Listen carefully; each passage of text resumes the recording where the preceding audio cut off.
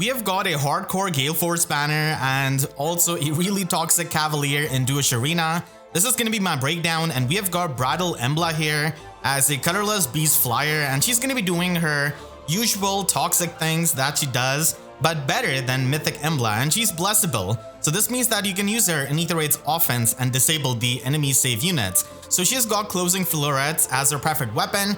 This gives her the near trace effect, so that is good as she can run other slot B skills, and also gives her minus on special cooldown.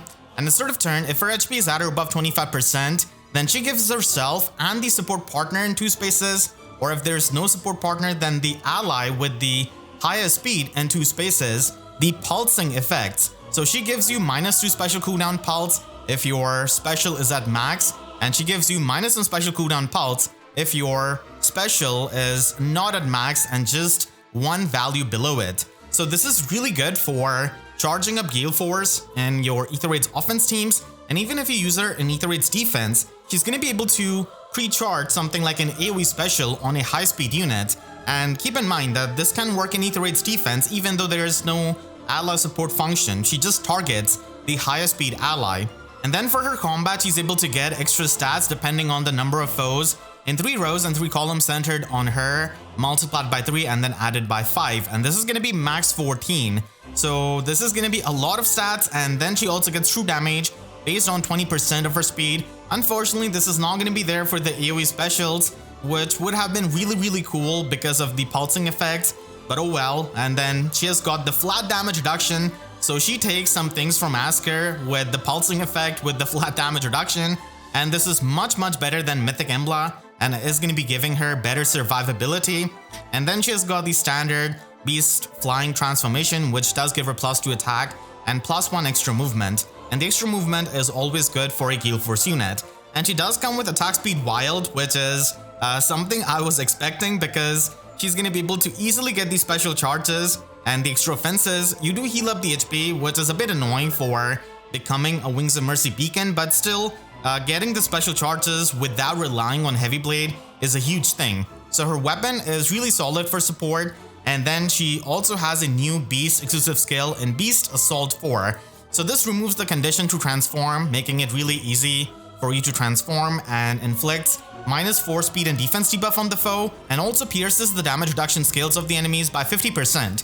So this gives the beast units a good tool to just pierce through that damage reduction if they already have all of the effects in their weapon or their preferred skill, and they want to run this kind of slot-based skill. Again, this helps Embla if you're going to be running her in Aether Raids offense or in Aether Raids defense.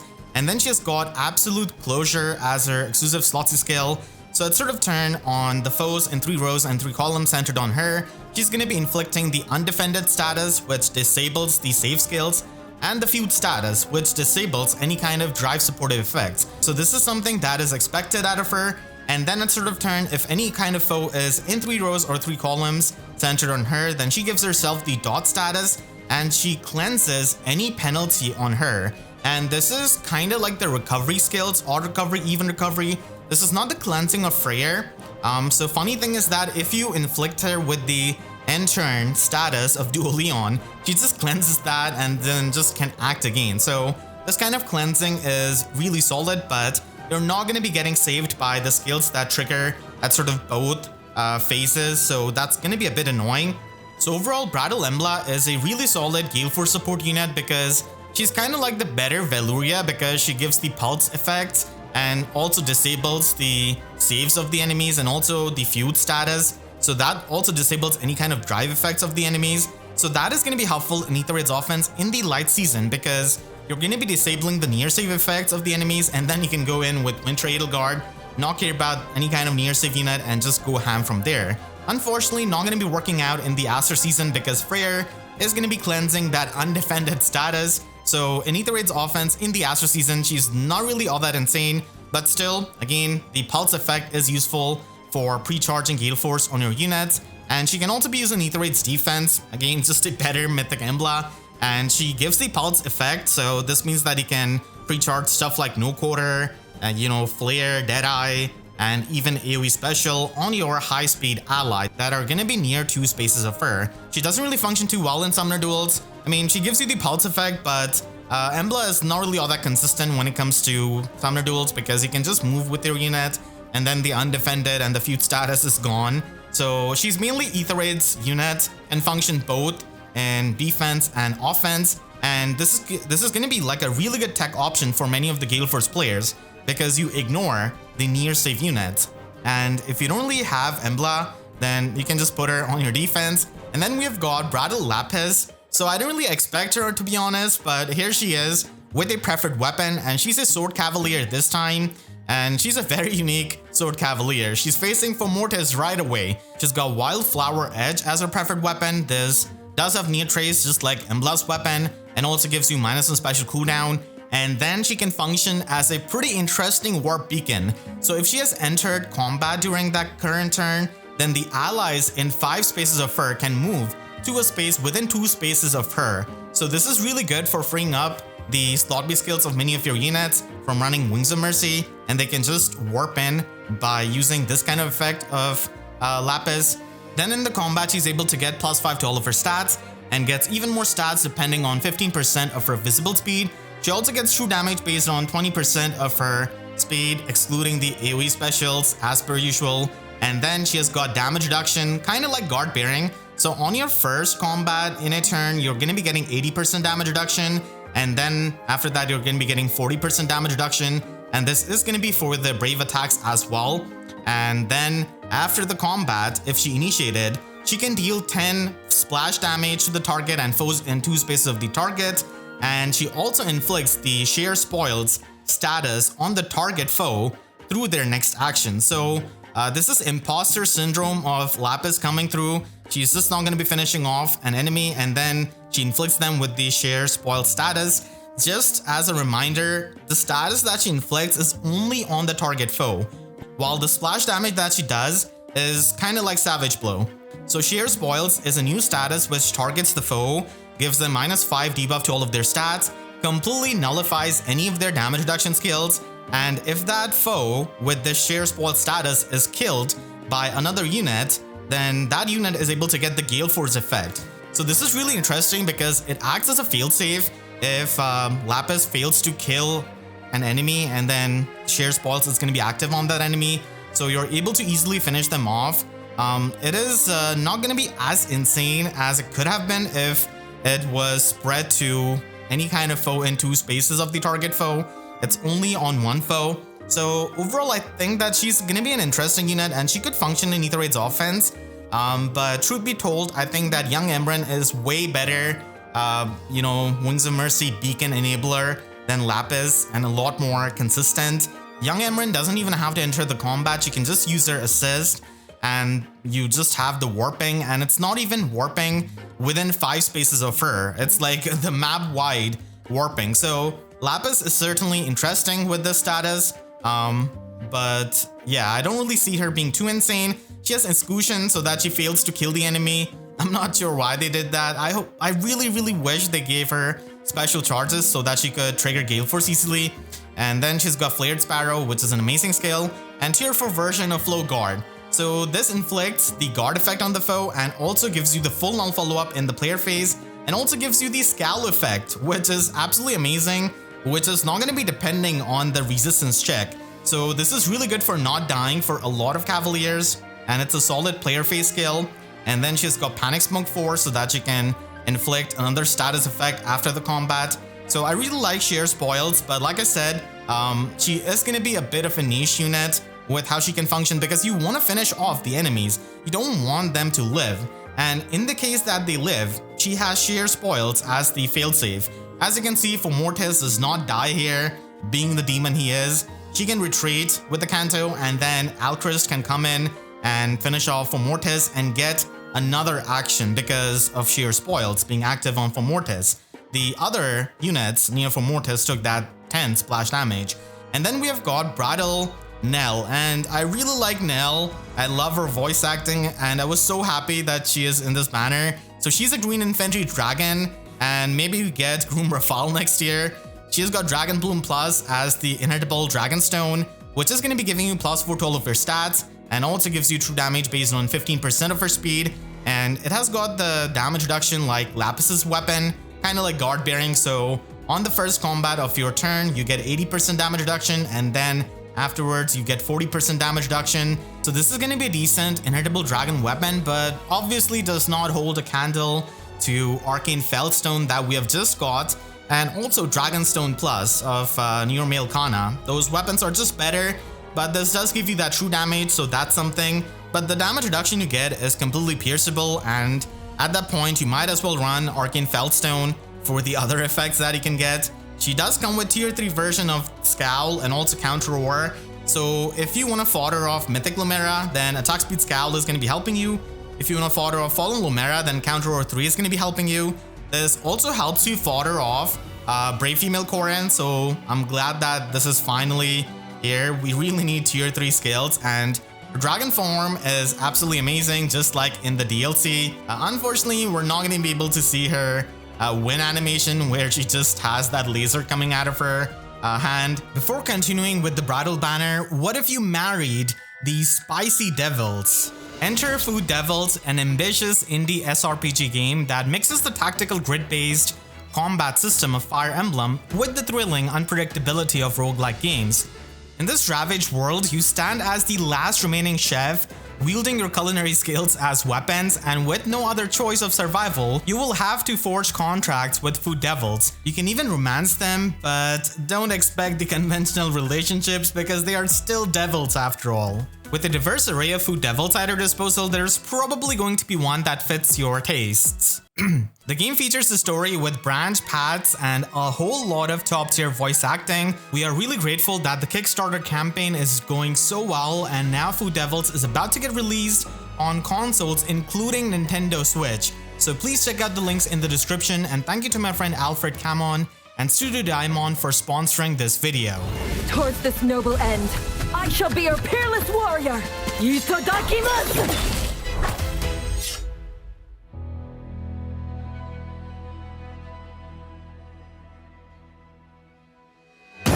Wait, little chef.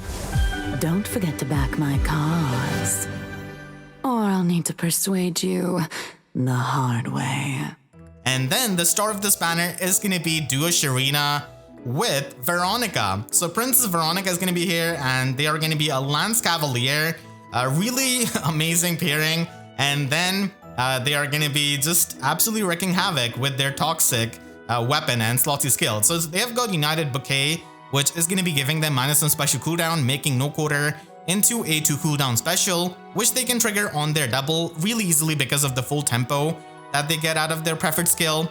And then at start of turn, if her HP is at or above 25%, then she gives herself the +6 attack and speed buff and the +1 extra movement.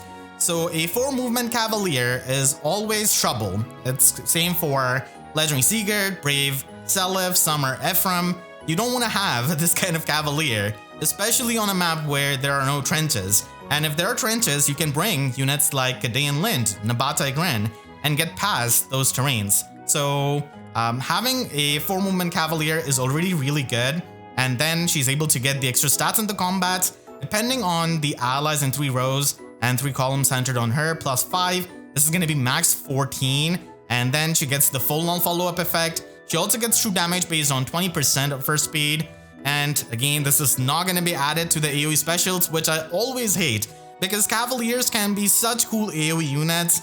You already have to jump through hoops and use like Duo Asker and such to pre-charge their AoE special, and they don't even get the true damage on their AoE special. And then finally, whenever she deals damage to foe in the combat, she restores X HP to herself, and this X is going to be dependent on the clash skill condition, so the number of spaces moved by whoever initiated from start position to end position times 3, and this could be 12. So she's going to be healing up 12 HP per hit in the combat, which is quite a lot. And I don't really like this because she could have been such a good Wings of Mercy beacon if she didn't have this kind of healing.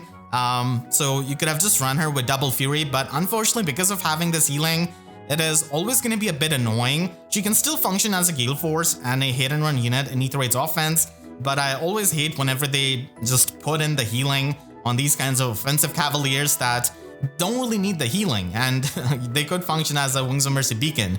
Then she's got no quarter for the damage reduction piercing, and she comes with a better clash skill in attack speed XL.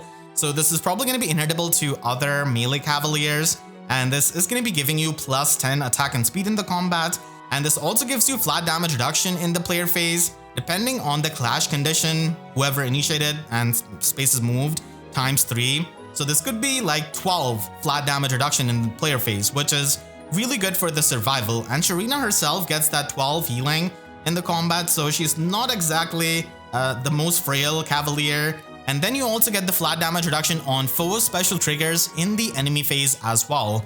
So this is going to be giving you a lot of flat damage reduction. You get that in the player phase, and then you also get it in the enemy phase. So on a mixed phase cavalier, this is going to be a really solid skill, and this is going to be having good synergy with the 4 movement that Sharena has got, so it's not going to be all that hard for her to get the maximum out of it.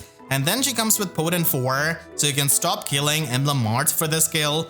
Potent 4 is a really niche skill as it is, but basically gives you an extra follow-up attack. So the Potent follow-up attack can be the 3rd attack, which is going to be helping you. And it's also really good if you run her with Fallen Ursula to get the Desperation status, or any kind of dancer with Firestorm Dance. And then she's got Forever Yours as her preferred Slotsy skill. So this is going to be giving her Canto Distant Traveled +1, and this is going to be max force. So she's got insane Canto movement, just like Tea Time Ira. And then if she's going to be initiating combat, or if she's within 3 spaces of an ally, she gets +4 to all of these stats, the 40% damage reduction in the combat, which is really good with the flat damage reduction of the Excel skill, and the full tempo effect. So none of the guard effects are going to be a problem for her, and she can easily trigger No Quarter and Gale Force. And after she has acted, if an ally initiates combat, and if they are in 3 spaces of her, then she is going to be having her action refreshed and also her Canto usage refreshed, which is insane because she's able to act again and also get Canto. Usually when you refresh Cavaliers, you're not able to get that Canto again, but Sharena is an exception and is able to do that. So this is an amazing effect, and this can be really powerful in Aether Raids offense. In Summoner Duels, this is also going to be really good, but most good teams are going to be having Canto control. So I doubt that Sharena is going to be able to escape that far away, and then she's going to be dying. And keep in mind that she has got the tempo effect, so she can easily run Gale Force and trigger it a lot easily compared to many of the other Cavaliers. And because she's a duo unit, she is going to be having that duo skill, which pretty much works like her preferred skill, giving her another action and also just refreshing the Canto. So Sharena is a toxic Cavalier giving 4 actions, which is just insane.